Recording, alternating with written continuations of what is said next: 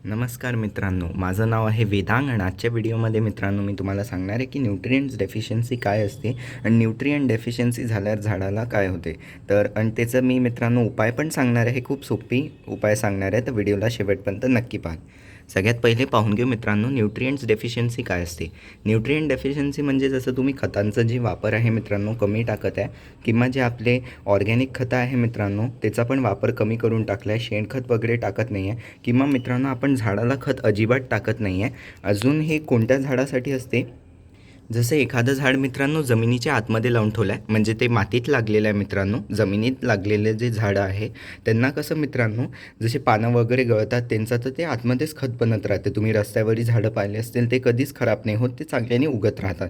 किंवा मोठ्या मोठ्या शेतात झाडं पाहिले असतील तुम्ही, किंवा रस्त्यावर जे आपल्याला दिसतात चांगले ते हिरवेगार झाडं असतात, तर त्याचा रिझन तेच आहे की त्यांच्या मातीमध्येच पहिले पार्ट्सनं खत म्हणजे न्यूट्रिएंट्स असतात.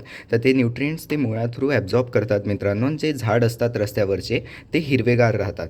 पण हे मित्रांनो एक पॉईंट ऑब्झर्व केल्या जाते की जी कुंडीत आपण झाडं लावतो त्याच्यात न्यूट्रिएंट्स डेफिशियन्सी खूप जास्त होते. म्हणजे हे असे आपण पॉट्स आणि कुंड्यांमध्ये जे झाडं लावतो त्याच्यात न्यूट्रिएंट्स डेफिशियन्सी खूप इझिली आपण बघू शकतो. झाड त्यांनी थोडंसं वीक होत जाते. तर हा सगळ्यात पहिला पॉईंट झाला की जो पण जमिनीत झाड लागलं आहे सिम्मा तुमच्या जसं गार्डनमध्ये पण जे पण तुम्ही जमिनीत झाडं लावली असतील त्यांना न्यूट्रिएंट्स डेफिशियन्सी खूप कमी होते मित्रांनो. जास्त होत नाही कारण त्यांना नॅचरली जे जमिनीच्या आतमध्ये जे खत असते म्हणजे न्यूट्रिएंट्स सगळे असतात ते ॲब्झॉर्ब करत राहतात रूट्स थ्रू. अजून ते खूप चांगले राहतात, हिरवेगार राहतात. तर हे कोणत्या याच्यात जसं होते मी तुम्हाला सांगितलं कुंडीच्या झाडात. मग आता करायचं काय असते, सगळ्यात पहिले आपण पाहू की न्यूट्रिएंट्स डेफिशियन्सी कशी होते झाडाला. याचे मित्रांनो 3-4 हे असतात पॉईंट्स. तर सगळ्यात पहिले आहे मित्रांनो की झाडाचे जे पानं हे असे पिवळे होतात. हे जे असे ब्राऊन होतात तुम्ही पाहू शकता, हे टेप असा ब्राऊन झालेला आहे. तर हा जो ब्राऊन टेप होण्याचं कारण असतो मित्रांनो हे आहे की याला सूर्यप्रकाश जास्त झाला आहे, म्हणजे सनलाईट खूप जास्त झाली आहे, म्हणजे ऊन लागले आहे झाडाला म्हणून ह्याचे पान जळून गेले आहे. तर हा एक उन्हाचा पॉईंट असतो, तर हा निघून गेला. मग मित्रांनो असतो हा पिवळा पान, तुम्ही असा येल्लो लीफ पाहू शकता इथे या एरियामध्ये. तर हा जो पिवळा पान होतो मित्रांनो झाडाचा तो न्यूट्रिएंट्स डेफिशियन्सी किंवा आपण झाडाला खूप जास्त पाणी टाकलेलं असू शकते. सगळ्यात पहिले पाहून घ्यायचं की झाडाला खूप जास्त पाणी तर नाही झालं आहे. जसं पाहू शकता तुमच्या झाडाची माती वाळलेली असेल किंवा मित्रांनो तुम्ही झाडाला खूप जास्त पाणी नाही टाकलेलं आहे, माती वाळलेलीच आहे, चांगली वाळलेली आहे, पाणी त्याच्यात नाही दिसत आहे तुम्हाला, एकदम ओलसर नाही दिसत आहे माती. तर याचं कारण आहे मित्रांनो की याला ओव्हर वॉटरिंग म्हणजे जास्त पाणीमुळे याचे जे पानं आहे ते पिवळे नाही झाले आहे, ते न्यूट्रिएंट्स डेफिशियन्सीमुळे झाले आहे. अजून जे झाडाचं पान असते मित्रांनो ते पूर्ण असं पिवळगार होऊ शकते. अजून ते गळून पडतात, जे पानं असतात हे असे पिवळे जे असतात ते फुल जो हा पान असतो हा पूर्ण पिवळा होतो आणि ते झाडापासून गळून पडतात. तर हा पहिले झालं मित्रांनो की आयडेंटिफाय कसं करायचं आहे. मी तुम्हाला सांगितलं की जे पानं आहे ते पिवळे दिसतात ते न्यूट्रिएंट्स डेफिशियन्सी किंवा जास्त पाणी, तर जास्त पाणी नाही दिलं असेल ते न्यूट्रिएंट्स डेफिशियन्सी आहे पक्का. तर याला कसं ठीक करायचं ते सांगतो. आणि मी तुम्हाला ते पण सांगितली जे जमिनीत झाडं लागली असतात त्याच्यात जास्त होत नाही, तर त्याच्यात आपल्याला काही काळजी घ्यायची गरज नसते. पण जे कुंड्यांमध्ये पॉट्समध्ये झाडं आपण जे लावलेले आहे त्याच्यात आपल्याला काळजी नक्की घ्यायला पाहिजे.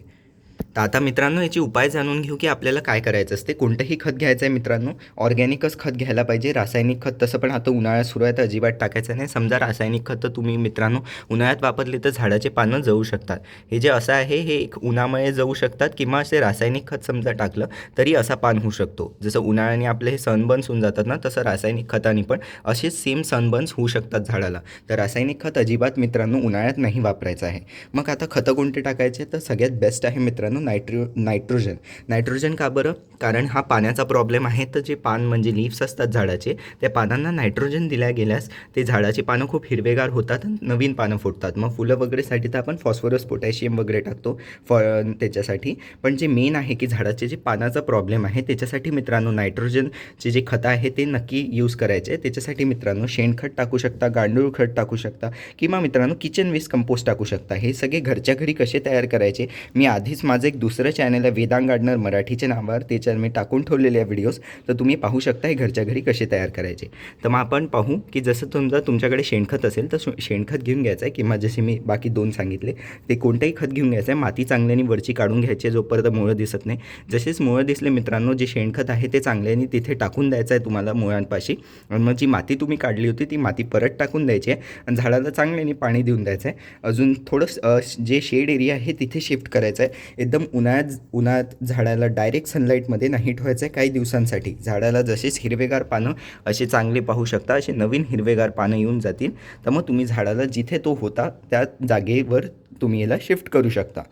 तर अशा प्रकारे मित्रांनो मी तुम्हाला सांगितलं की न्यूट्रिएंट्स डेफिशियन्सी काय असते, अजून ही न्यूट्रिएंट्स डेफिशियन्सी झाडाची कशी ठीक करायची असते. तर कसा वाटला व्हिडिओ आवडला असल्यास व्हिडिओला लाईक करा, शेअर करा, माझ्या चॅनलला सबस्क्राईब करून बेल आयकन नक्की दाबून द्या. अजून मित्रांनो आता स्क्रीनवर तुम्हाला इथे थोड्या वेळात प्लेलिस्ट येऊन जाईल खताची, त्याला क्लिक करून नक्की पाहाल. आणि इथे माझं एक वेदांग गार्डनर मराठीचं जे चॅनल आहे त्याचा लोगो येऊन जाईल, त्याला क्लिक करून जो माझं वेदांग गार्डनर यूट्यूब चॅनल आहे त्याला सबस्क्राईब कराल. वेदांग गार्डनर मराठीच्या नावाने आहे, तर त्याही चॅनलला नक्की सबस्क्राईब करा. आणि मित्रांनो व्हॉट्सअपचा ग्रुप नक्की जॉईन करा, लिंक कमेंट डिस्क्रिप्शन दोन्ही याच्यात टाकून दिली आहे. त्या लिंकला क्लिक करून व्हॉट्सअपच्या ग्रुपमध्ये जॉईन होऊ शकता आणि झाडासंबंधित काही प्रश्न विचारायचे ते व्हॉट्सअपच्या ग्रुपमध्ये तुम्ही मला विचारू शकता.